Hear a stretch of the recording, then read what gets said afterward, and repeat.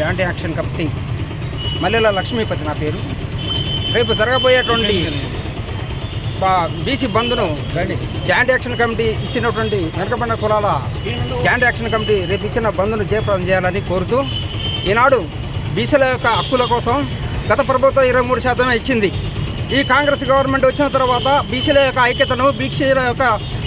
పట్టుదలను, బీసీల యొక్క ఉద్యమాన్ని చూసి 42% ఇచ్చినటువంటి కాంగ్రెస్ గవర్నమెంట్కు ధన్యవాదాలు తెలుపుతూ,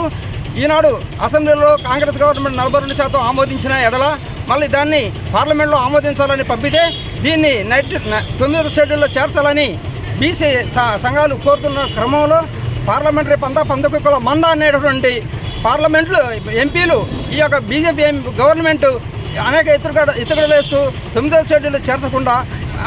పక్కదారి పట్టిస్తుంది. దీన్ని ఖండిస్తూ రేపు జరగబోయేటువంటి